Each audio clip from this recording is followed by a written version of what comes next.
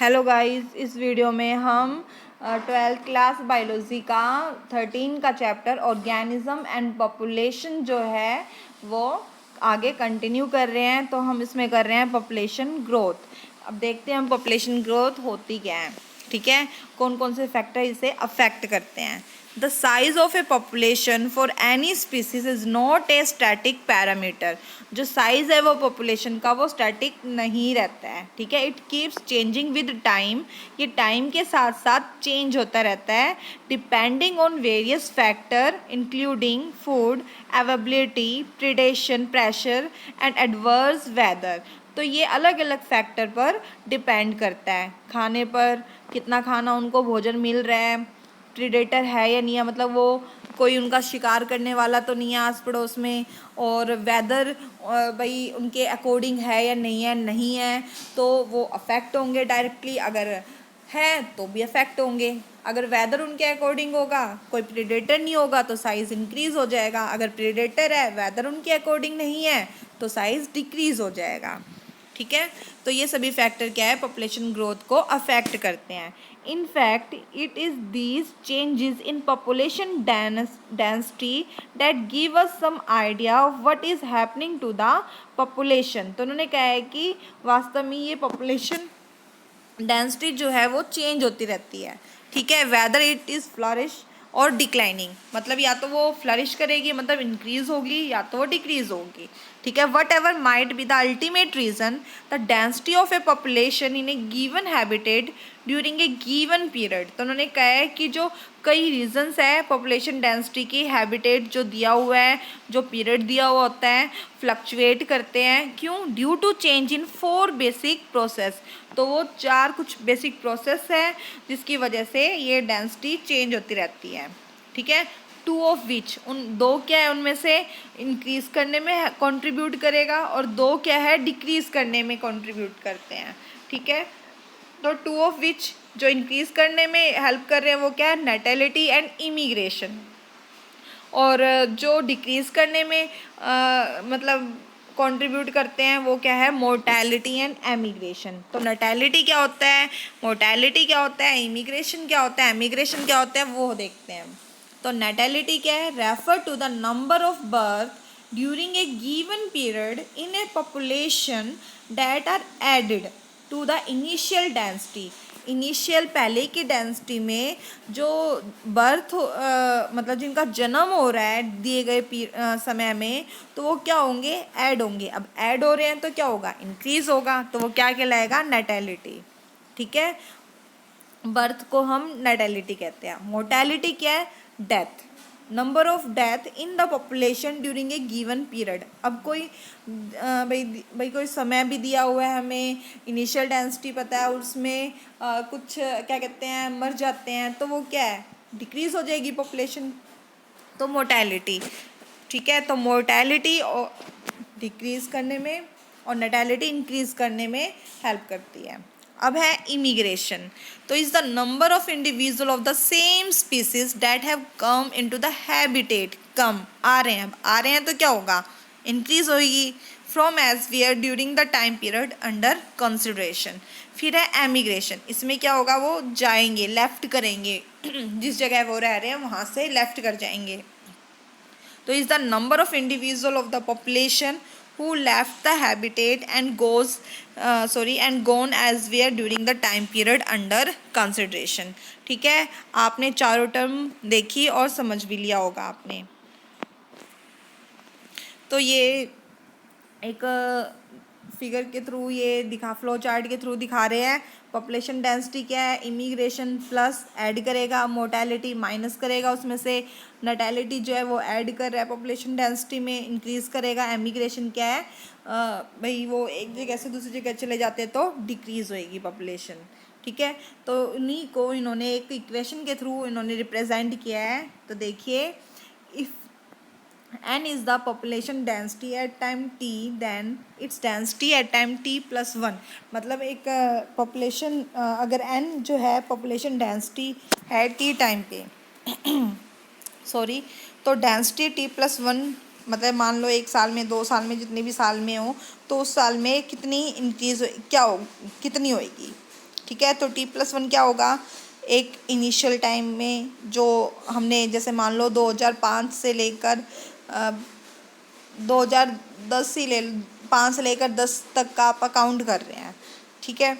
तो क्या है, तो अब 2010 में कर रहे हैं ना, तो वो t+1 हो गया, और 2005 से स्टार्ट किया था तो वो NT हो गया, इनिशियल वाला टाइम हो गया। तो उसको ऐड करेंगे, फिर प्लस में कितने बच्चे पैदा हुए, ठीक है, और कितने ऑर्गेनिज्म वहाँ पे आ रहे हैं, एक ही स्पीसीज को काउंट करेंगे हम। ह्यूमन बीइंग है तो हम ह्यूमन बीइंग को ही देखेंगे सभी, ये नहीं कि किसी और को देखेंगे ठीक है। तो और फिर उसके बाद कितने आ रहे हैं, फिर कितनों की डेथ हुई और कितने एग्ज़िट कर गए उस हैबिटेट से, तो उनको माइनस करेंगे। तो NT+1 is equal to NT+P+I minus T+E। You can see from the above equation that population density will increase if the number of birth plus the number of immigrants is more than the number of death plus the number of immigrant। तो इन्होंने यही कहा है कि increase कब होगी, जब B+I जो है बर्थ और एड इमिग्रेशन जो आ रहे हैं वो ज़्यादा हो डेथ प्लस एमिग्रेशन से। Under normal condition birth and death are the most important factor influencing population density. तो बर्थ और डेथ जो है वो इम्पोर्टेंट फैक्टर है जो कि पॉपुलेशन डेंसिटी को इन्फ्लुएंस करती है, मतलब प्रभावित करती है। The other two factor assuming importance only under special condition. जो इमिग्रेशन है और एमिग्रेशन है वो स्पेशल कंडीशन में अफेक्ट करेंगी, ठीक है। मतलब कोई कहीं से कोई कहीं से आ रहा है और कोई कहीं पे जा रहा है, तो आना और जाना क्या है, एक स्पेशल कंडीशन में ही। तो for instance if a new habitat is just belonging colonised immigrant में कंट्रीब्यूट मोर। अब इन्होंने कहा है कि कोई न्यू हैबिटेट अगर कॉलोनाइज्ड हो रही है तो इमिग्रेशन जो है वो मोर सिग्निफिकेंटली कंट्रीब्यूट करता है पॉपुलेशन ग्रोथ में देन बर्थ रेट से, ठीक है, याद रखिएगा। अब है ग्रोथ मॉडल। तो does the growth of a population with time show any specific and predictable pattern. तो उन्होंने कहा है कि जो ग्रोथ है पॉपुलेशन की टाइम के साथ के स्पेसिफिक और प्रेडिक्टेबल पैटर्न को शो करेगा। तो उस बेस पे जो है नीचे के बेस पे ये 2 टाइप के हैं, ठीक है। ग्रोथ मॉडल जो है 2 टाइप का, एक्सपोनेंशियल और लॉजिस्टिक ग्रोथ। तो हम सबसे पहले एक्सपोनेंशियल ग्रोथ के बारे में जानेंगे। तो ये होता क्या है, resources food and space availability is obviously essential for the unimpeded growth of a population. तो उन्होंने कहा है कि जो फूड और जो स्पेस जो है वो अवेलेबिलिटी अगर उन्हें अच्छी मात्रा में मिल रही है तो ग्रोथ जो होगी पॉपुलेशन की वो बहुत ही ज़्यादा होगी, ठीक है। Ideally when resource in the habitat are unlimited. मान लो जो रिसोर्स है वो अनलिमिटेड है, ठीक है। Each species has the ability to realise fully its innate potential to grow in number as Darwin observe while developing this theory of natural selection. तो इन्होंने ये कहा है कि मान लो सब चीज़ें अनलिमिटेड अमाउंट में है, तो वो क्या है, जितनी उनकी इनेट पोटेंशियल है उसके अकॉर्डिंग वो ग्रो करेंगे, ठीक है। मतलब नेचर ने उनको सिलेक्ट किया हुआ है, ठीक है जैसे कि डार्विन ने बताया अपनी थ्योरी में। करेंगे आप जब ये चैप्टर करोगे तो डार्विन की थ्योरी के बारे में जानोगे डिटेल में। तो उन्होंने ये कहा कि अगर नेचर ने उनको सिलेक्ट कर रखा है, उनके अंदर पोटेंशियलिटी है वहाँ के अकॉर्डिंग रहने की, तो वो कंप्लीट अपनी पोटेंशियल यूज़ करेंगे और अपनी पॉपुलेशन को इंक्रीज़ करेंगे, ठीक है। और तब जब कंप्लीट पोटेंशियल यूज़ कर रहे हैं, एबल है वो हर चीज़ के लिए, तो क्या है, पॉपुलेशन ग्रो करेगी।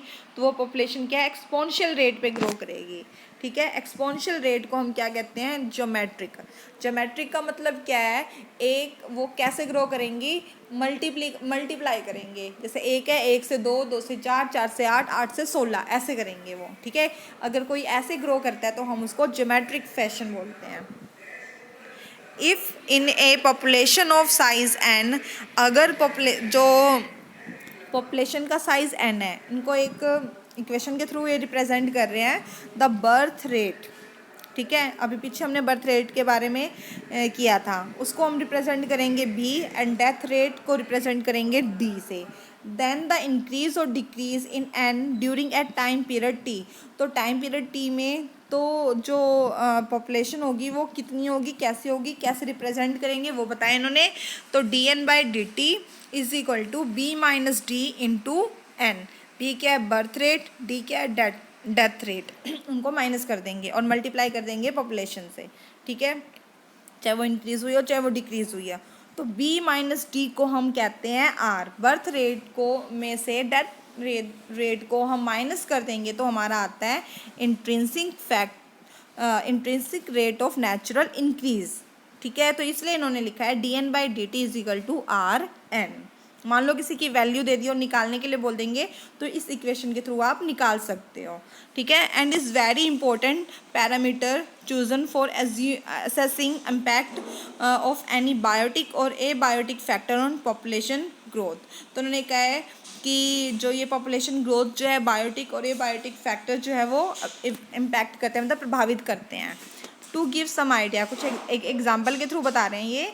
The magnitude of r value for the Norway rat is Norway rat the r is 0.015 and for the flour beetle it is 0.12। ये इन्होंने इनका आर की वैल्यू दे रखी है intrinsic rate of natural increase की, मतलब वो किस रेट से इंक्रीज कर रहे हैं। ठीक है, तो 1981 में हमारी पॉपुलेशन की आर की वैल्यू दे रखी है इन्होंने 0.0205 और करंट की वो पूछ रहे हैं। तो करंट की हम जब भी बता सकते हैं जब हमें बर्थ और डेथ रेट के बारे में और पॉपुलेशन के बारे में पता हो, तो आप आसानी से इसे कैलकुलेट कर सकते हैं। ठीक है, the above equation describe the exponential or geometric growth pattern of a population and result in a J shape curve. तो इससे जो कर्व जो आ रहा है वो कैसा आएगा, जे शेप, जैसे कि आप इस डायग्राम में देख रहे हैं रेड कलर में जो लाइन दिखाई दे रही है वो जे शेप में है, मतलब धीरे धीरे धीरे धीरे धीरे पॉपुलेशन बहुत ही ज़्यादा इंक्रीज होगी। ठीक है, तो अब आप आगे करते हैं। तो इस इक्वेशन को इन्होंने कैसे मतलब इस कैसे इन्होंने डिनोट किया है। अगर हम प्लॉट करते हैं n in relation to time से अगर हम प्लॉट करते हैं ग्राफ को तो क्या आएगा, n t is equal to n naught e r t. तो एन टी क्या है, population density after time t, कुछ समय के बाद जो पॉपुलेशन डेंसिटी है। ठीक है, एन नोट क्या है, पॉपुलेशन डेंसिटी एट टाइम 0। ठीक है, 0 टाइम में कितनी पॉपुलेशन डेंसिटी थी, मतलब अब जब स्टार्ट किया तो हमने। ठीक है, तो आर क्या है, intrinsic rate of natural increase. इसको कैसे निकालेंगे, b minus d, birth minus death rate. ठीक है, और ई की वैल्यू कांस्टेंट है वो क्या है 2.71828। तो any species growing exponentially under unlimited resource conditions can reach enormous population density in A short time. तो उन्होंने कहा है कि अगर अनलिमिटेड रिसोर्स कंडीशन है तो कम समय में कोई भी पॉपुलेशन जो स्पीसीज है वो ग्रो एक्सपोनेंशियली करेगी, मतलब बहुत ज़्यादा करेगी। ठीक है, Darwin show how even a slow growing animal like elephant could reach enormous number in the absence of check। अब इन्होंने कहा है कि डार्विन ने बताया कि किस तरह जो स्लो ग्रोइंग एनिमल है जैसे कि एलिफेंट, हमने जब चेक नहीं किया तो उन्होंने कितने मतलब उनकी जो पॉपुलेशन है एकदम से इंक्रीज होगी ज़्यादा ही। ठीक है, the following is an anecdote popular narrated to demonstrated dramatically how fast a huge population could build up when growing exponentially. तो उन्होंने यही कहा है कि कैसे कोई ऑर्गेनिज्म, अगर किसी ऑर्गेनिज्म को अनलिमिटेड अमाउंट में सब कुछ मिल रहा है तो वो अपनी पॉपुलेशन को जो उनकी जो ग्रोथ होगी वो बहुत ही ज़्यादा हाई हो जाएगी, वो भी अनलिमिटेड अमाउंट में होगी। ठीक है, यहाँ पर जो the king and the minister set for a chess game, तो एक एग्जांपल के थ्रू ये एक्सपोनेंशियल ग्रोथ के बारे में बताना चाहते हैं। एक किंग होता है, एक राजा होता है, वो एक बार एक मंत्री के साथ चेस गेम खेलने के लिए कहता है वो। ठीक है, और ये शर्त रखता है तुम जो जीत जाओगे ना, तुम जो कहोगे मैं वो करूँगा। राजा कहते हैं मंत्री को, तो वो एक्सेप्ट कर लेते हैं। ये भी कहता है अगर तुम हार गए तो तुम्हें मेरी भी माननी पड़ेगी, तो वो एक्सेप्ट कर लेता है। फिर वो खेलते हैं और शर्त क्या रखते हैं कि जितने भी चेस में जो बॉक्स बने हुए होते हैं, ठीक है, सभी बॉक्स में एक बॉक्स में एक गेहूं का दाना रखना है, ठीक है, और फिर उसके बाद दूसरे में 2 रखने हैं, मतलब ज्योमेट्रिक फैशन में रखना है, जैसे कि आप यहाँ देख रहे हो, ठीक है। एक में 1 रखा हमने, दूसरे में 2 रखा, और तीसरे में उसका डबल, फिर चौथे में उसका डबल, फिर डबल डबल डबल डबल रखना है, ठीक है। पहले जब वो खेल रहा था उसने कहा 1 दाने 2 दाने में क्या जाएगा, वो मान लेता है राजा, ठीक है। फिर वो खेलने लग जाते हैं, धीरे धीरे करते करते जब वो राजा बिल्कुल हार जाता है तब वो क्या करते हैं, वो देखता है 1 दाना रखता है, 2 दाना रखता है, फिर 4 रखता है, फिर 8 रखेगा, फिर 16, ऐसे बहुत सारे उसके अंदर बॉक्स होते हैं, तो मिलियंस बिलियंस में चले जाते हैं, और वो उसका जो भाई उसके एरिया में जितना भी अनाज होता है वो सारा ख़त्म हो जाता है, उसको कहीं और से लाना पड़ता है। इसका मतलब क्या है, अगर अनलिमिटेड रिसोर्स में अगर भाई ऐसे ही पॉपुलेशन इंक्रीज़ होती गई तो क्या है, बहुत ही साइज़ अगर इंक्रीज़, मतलब इन्होंने ये बताया कि कैसे साइज़ इंक्रीज़ हो जाती है धीरे धीरे करके, पहले तो ज़्यादा ध्यान नहीं दिया जाता और फिर बाद में क्या एकदम से इंक्रीज़ हो जाएगी और फिर क्या है प्रॉब्लम क्रिएट होगी, ठीक है। इसके थ्रू इन्होंने ये बताया है। तब क्या होता है, नेचर अपने अकॉर्डिंग सेलेक्ट कर देते हैं ताकि पॉपुलेशन को कंट्रोल में किया जा सके। अब नेक्स्ट जो ग्रोथ है वो है लॉजिस्टिक ग्रोथ। अब इसमें क्या होता है, no population of n sorry no population of any species in nature has at its disposal unlimited resource to permit exponential growth। भाई पॉपुलेशन में कोई भी स्पीसीज जो है, नेचर जो है वो डिस्पोज कर देता है अनलिमिटेड रिसोर्स को, ताकि एक्सपोनेंशियल ग्रोथ परमिशन ना मिले आगे। वो कैसे करेगा, बीच में कंपटीशन होगी, जो ऑर्गेनिज्म रहेंगे, ठीक है। पहले तो मान लो एक, जैसे एक खाने में 1 ही दाना था, दूसरे खाने में 2 हुए, फिर 3 हुए, फिर 2, फिर 4, 8, ऐसे ही मान लो एक एरिया में एक स्पीसीज है, वो आराम से खाएगा पिएगा, फिर 2 हो गए, वो भी आराम से खाएंगे पिएंगे, फिर 4 हो गए, वो भी, तब भी कोई इतनी दिक्कत नहीं। पर जब ज़्यादा हो जाएंगे तो खाना पीना क्या हो जाएगा, उनका जो फूड रिसोर्स जो होगा वो कम होता जाएगा, फिर उसकी वजह से क्या होगा, कंपटीशन होगा। तो this leads to competition between individual for limited resource, क्योंकि अब रिसोर्स क्या हो चुका है, लिमिटेड हो चुका है। Eventually the fittest individual will survive and reproduce, और जो कंप्लीट फिट होगा, ठीक है, तो वो सर्वाइव करेगा और रिप्रोड्यूस करेगा, और जो अनफिट होंगे, जो कंपटीशन में हार जाएगा, वो एक्सटिंक्ट हो जाएगा या भाग जाएगा कहीं से, ठीक है। The government of many countries have also realize this fact. तो हमारी जो कई कंट्रीज़ जो होती है, गवर्नमेंट जो होती है, इसको रियलाइज़ किया उन्होंने, और क्या क्या इंट्रोड्यूस वेरियस रिस्ट्रेंट, तो उन्होंने उसे कम करने के लिए भी, ताकि ह्यूमन पॉपुलेशन लिमिट में रहे, उसके लिए उन्होंने कई रिस्ट्रेंट्स जो है वो यूज़ किए, ठीक है, ग्रोथ को ताकि कम किया जा सके। In nature a given habitat has enough resource to support a maximum possible number beyond which no further growth is possible. तो उन्होंने यही कहा है कि जब इनफ रिसोर्स हो, सपोर्ट करता है मैक्सिमम पॉसिबल नंबर को, और जब रिसोर्स कम हो तो ज़्यादा ग्रोथ नहीं हो पाएगी कंपटीशन की वजह से, ठीक है। Let us call this limit, और वो जो लिमिट है उसको हमने क्या नाम दे दिया, कैरिंग कैपेसिटी, ठीक है, for that species in the habitat. A population growing in A habitat with limited resource so initial A lag face. अब इन्होंने कहा है जब पॉपुलेशन जो है वो स्टार्टिंग में ग्रो करेगी तो वो लैग फेस, इनिशियली क्या कहलाएगा, लैग फेस, धीरे धीरे करेगी। फिर क्या होगा, followed by phases of acceleration, एकदम से इंक्रीज हो जाएगी, ठीक है, एकदम से इंक्रीज होएगी तो रिसोर्स कम हो जाएगा, तो वो डिक्लेरेशन मतलब डिक्लाइन करने लग जाएगी। And finally N asymptotic